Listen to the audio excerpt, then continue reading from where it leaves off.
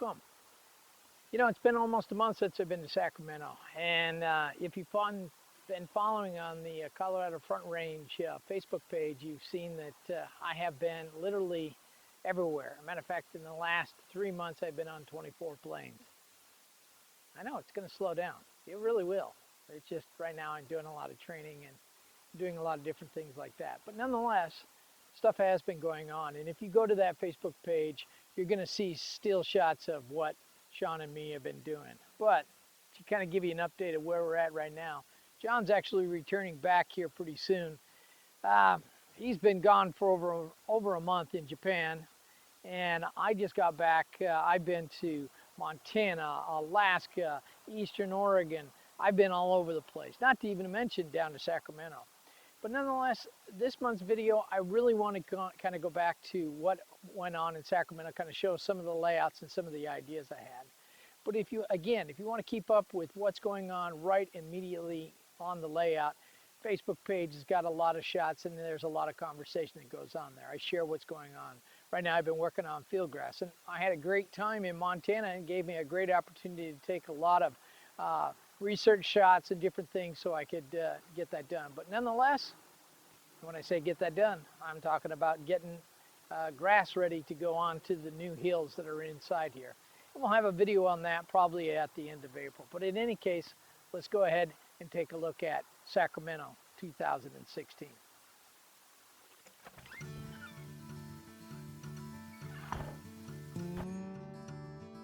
Okay, this is the main yard when I first came in, and this is actually where I picked up my local that I was going to be working on. It's quite a large yard. It's a little over, I am guesstimating, but it's a good 25 feet long.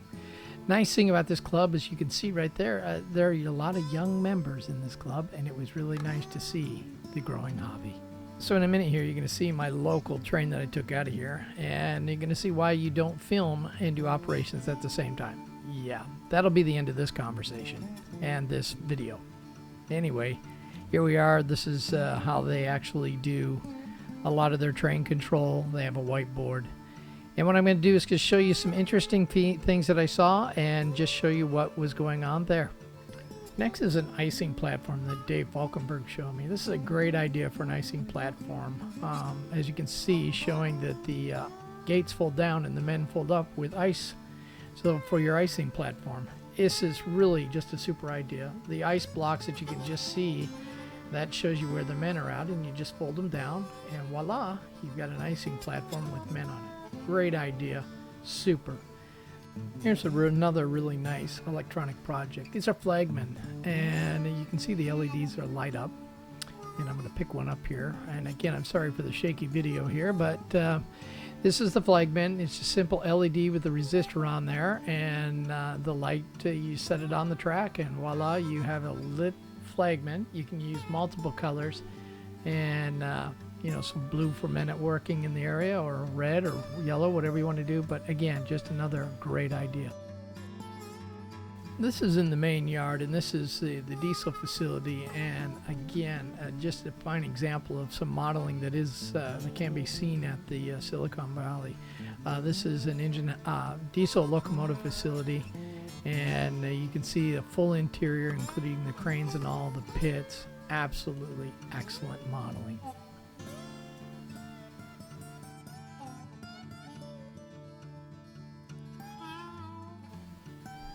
So most of the shelves are a couple feet deep, and this is a great example of some modeling of a nice big city in a very shallow area. And you can see that the use of the buildings all being stacked on top of one another creates a great effect of a deep city, and yet it's only a couple feet deep.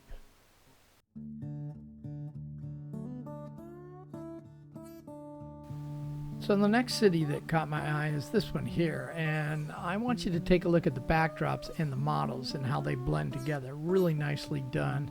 I apologize for not getting the focus. I had a little problem that it was just so much going on at the time, but really a great use of backdrops, a lot of animation with the signs and all that. So anyway, this is really a fantastic. I enjoyed my time at the Silicon Valley lines, And next, we're going to take a trip over to a layout that I got to do the inaugural operations with. So, catch you in a minute.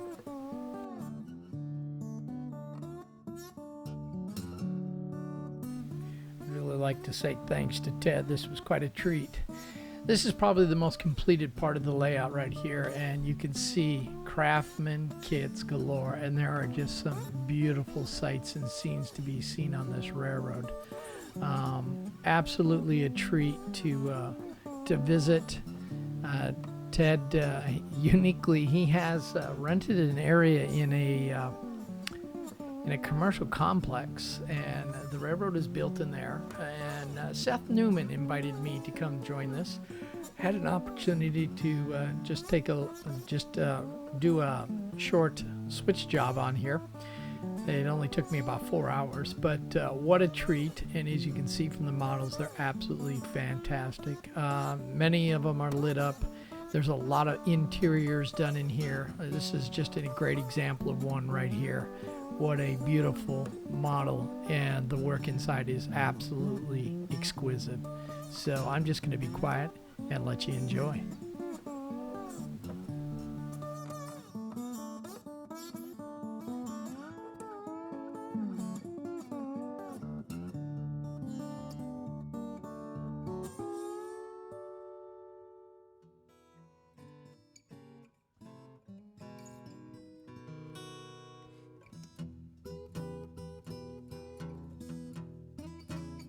A lot of the track work on here is fast tracks, turnouts, and as you can see, just some real basic scenery. This is the station here. Obviously, it's still missing some pillars and all, but it is just one excellent job done.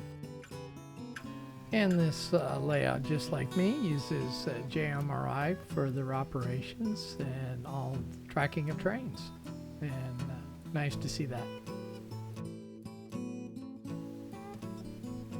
As I said, this is a layout full of lots of craftsman kits, and just absolutely wonderfully done.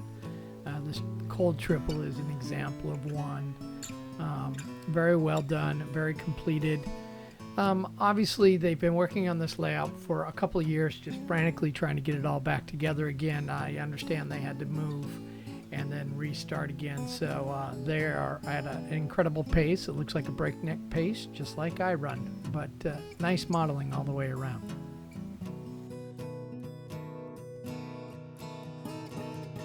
This is an area I got to be pretty intimate with, because this is where I did most of my switching, and this is one of the buildings I worked in. I had to pull several cars out from inside this building through that crossing, and obviously the empty coal cars there that are in need of coal. But again, the modeling is absolutely exquisite. Again, they're at a breakneck pace. They have the people there, but sometimes they're not always set up. But again, just a fine example of some great modeling.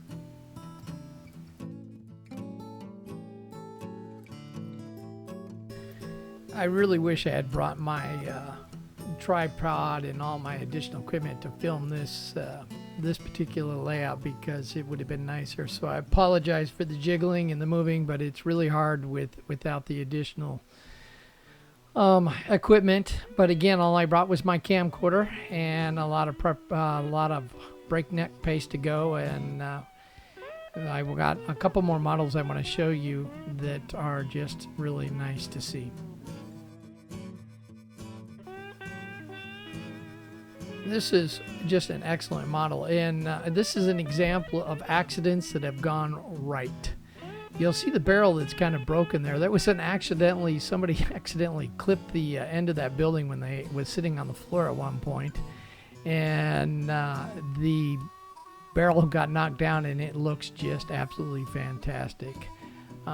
Excellent model there. I'm going to show you a couple others here. These are all set up and ready to go. They just have not been put into a place yet permanently. And again, like I said, all these are craftsman kits. They're just absolutely gorgeous and very well done. So kudos to Ted and the team there and everyone involved. This was just an absolutely treat to just look at all these models and just be impressed by just the modeling skills that were demonstrated here at this layout.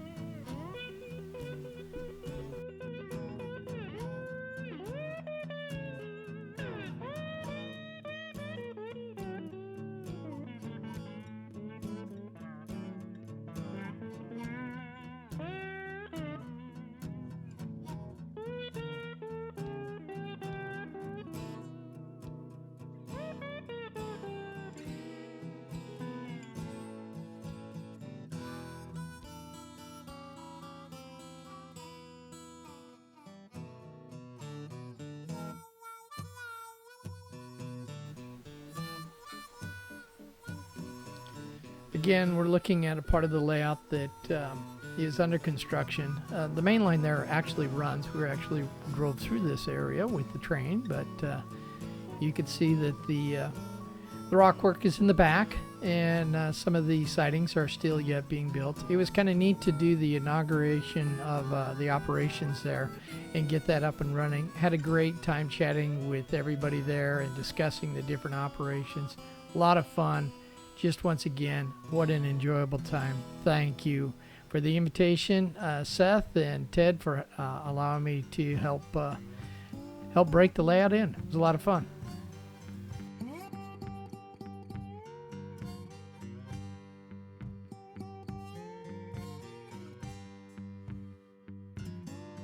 So from here, we're going to go to another layout. We're going to go to John Plotcher's layout. Absolutely a treat. And here, let me turn some of the lights on. There we go.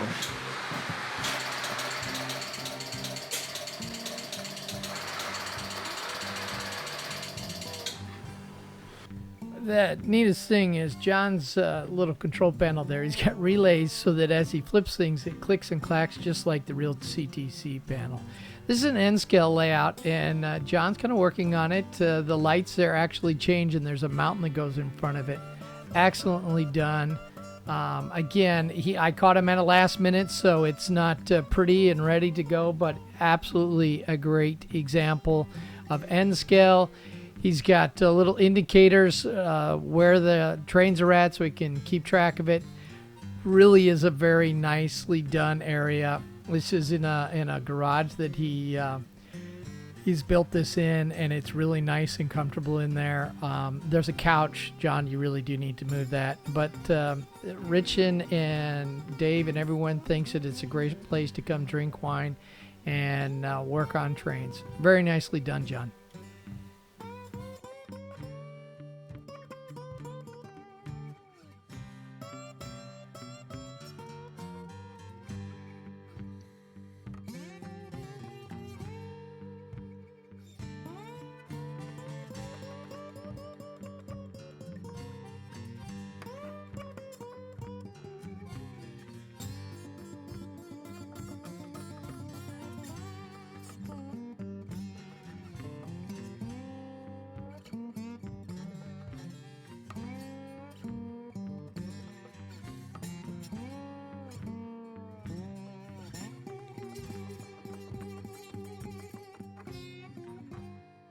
Now, John is probably maybe not known for his model railroad, but he is known about his backyard. And this is just a project that him and his wife took on, just a small one. Yes, that's a Western Pacific boxcar caboose. And that is an actual boxcar caboose. And John and his wife have done an absolutely excellent job. This is just so cool. Got to spend the night there with John. He allowed me just to spend the night there. His kindness was appreciated because I didn't have to drive all the way back to Sacramento. But in the morning, I got a chance to do a little filming of this caboose, and we're going to take a look on the inside just a little bit. So here's some photographs of the caboose and everything being moved into the backyard. Now, John is extremely kind because he lets his wife use this as an office. I'm sure if I'd have gone through all this, I probably would have turned it into an office myself. But let's take a look at it. You can see it's very nicely done in here. I like the stained glass so I don't have to look at the neighbor's backyard there. Very nicely done. It was very comfortable. Actually, Dave and Rich and me and John all sat and chatted a little bit at night there into the wee hours of the morning. That's looking out where we first walk into the backyard. And then here's John.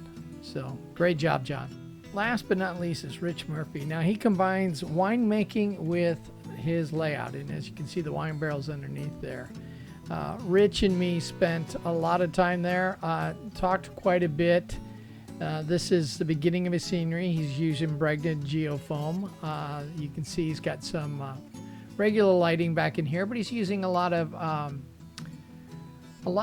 LED lighting, and it's very effective for what he's doing. It's a very large layout, very broad curves, modern equipment, and he got a train running for us. But by the time I'd gotten there and we had a couple bottles of wine, let's just say it was not going to go well. So I shot down in the morning, shot these few videos, and that's actually the loop right there.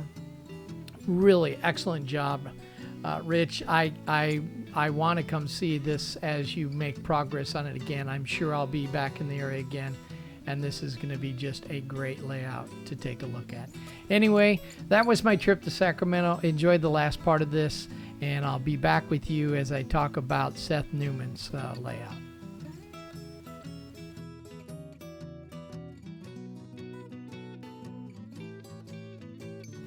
Two things to note about Rich's layout before we depart here. He uses plywood to construct just like I do. Excellent idea. It's less expensive. Also, this is Rich's first adult layout that he's built. So those of you out there that think you can't do anything, let me tell you what, Rich has done a great job, and he's just following the techniques that a lot of people use.